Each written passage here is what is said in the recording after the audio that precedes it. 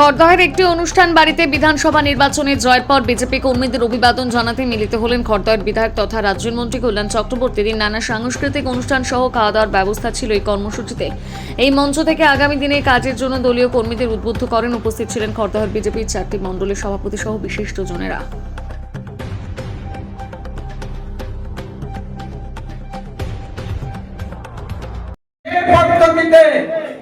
আমাদের নাগরিক সুখ স্বাচ্ছন্দ্য থেকে বঞ্চিত করেছে। সম্পদ ব্যবহারের ক্ষেত্রে তারা বাধা সৃষ্টি হয়েছে এবং দুর্নীতির পাহাড় প্রমাণ, যে জঞ্জাল, তার পাশে আপনারা প্লাস্টিকের জঞ্জাল দেখেন, নোংরা আবর্জনা তো যত্রতত্র আছে, তার পাশাপাশি দুর্নীতির জঞ্জাল চারপাশে যে ছড়ানো আছে, যে অনৈতিক কাজ হয়েছে পুরসভায়, পঞ্চায়েতগুলোতে, সরকারের নানান ক্ষেত্রে, সেই হিসাব কিন্তু আমাদের বুঝে দিতে হবে।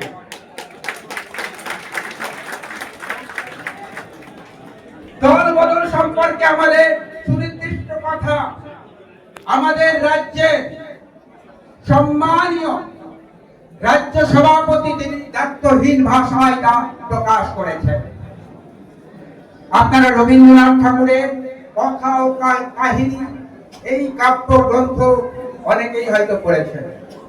তার মধ্যে একটি বিশেষ কবিতা কর্ণকুন্তী সংবাদ। কর্ণকুন্তী সংবাদে কর্ণ মাতা কুন্তীকে বলছেন, পাণ্ডব পাণ্ডব থাক, কৌরব কৌরব, ঈর্ষা নাহি করি কারে। পাণ্ডব পাণ্ডব থাক, কৌরব কৌরব, ঈর্ষা নাহি করি কারে। আমাদের বক্তব্য, আমারও বক্তব্য, টিএমসি টিএমসি থাক, বিজেপি বিজেপি, দল বদল নাহি করি কারে।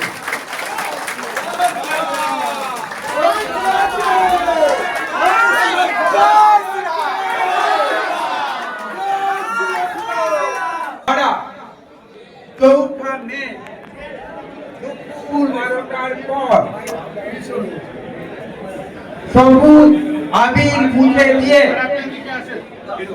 নিজেদের রূপ আড়াল রেখে গেরুয়া আবির পরে সারা খড়দা জুড়ে দাপিয়ে বেরিয়েছে নতুন একটি দলের নাম করে। সেই ধরনের মানুষ আমাদের দেবতুল্য মানুষ নয়, আমি বিশ্বাস করি। আপনাদের আগামী দিনে গুরুত্বপূর্ণ সক্রিয় ভূমিকা গ্রহণ করতে হবে। প্রাক নির্বাচনী পর্বে আমার অনেক রাষ্ট্রবাদী ভাই বোনেরা আমাকে হয়তো সঠিকভাবে করতে পারেন না, তারা দুঃখ করেছে। আপনার পাশে যাদের ছবি দেখতে পাওয়া যাচ্ছে তারা তো বহিরঙ্গে আমাদের সঙ্গে থাকলেও অন্তরঙ্গে তারা গেরুয়া আবির মেখে নেই। বলেছেন কিনা? আমি তাদেরকে বলেছিলাম সময় সবচেয়ে বড় বিচারক, সময় সবচেয়ে বড় বিচারক। আমাকে এখন নির্বিঘ্নে ভারতীয় জনতা পার্টি আমাকে প্রার্থী মনোনয়ন দিয়েছে। আমার জন্য এটি কম চ্যালেঞ্জ নয়। এই খড়দার বুকে উৎকৃষ্ট পদ্ম ফুল ফুটিয়ে তুলে যশস্বী প্রধানমন্ত্রী নরেন্দ্র মোদীজির হাতে তুলে দিতে হবে, আমি প্রতিজ্ঞা করেছি। মাননীয় প্রধানমন্ত্রীজির কাছে আমি প্রতিজ্ঞা করে এসেছি যে ফুল তার হাতে তুলে দেব, উৎকৃষ্ট পদ্ম ফুল, যার সকল পাপড়ি সুগঠিত, সুসম্পন্ন, সামঞ্জস্যপূর্ণ, ইউনিক।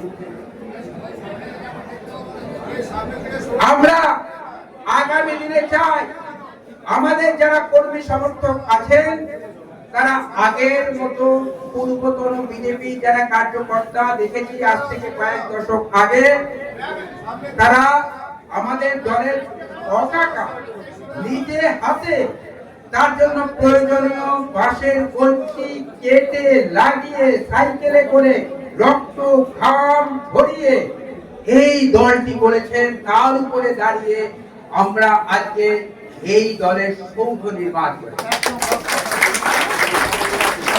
আমরা ভুলবো না সেই প্রবীণ,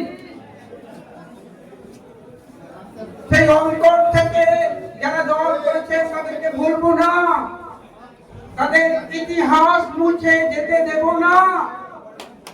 আগামী দিনে খড়দহর কার্যকর্তা যারা এই দলটি করেছেন তাদের নিয়ে সেই সময়কার রাজনৈতিক ইতিবৃত্ত নিয়ে একটি সম্পাদিত গ্রন্থ প্রকাশ করব, যেখানে তাদের অবদান ইতিহাসে স্থান পাবে।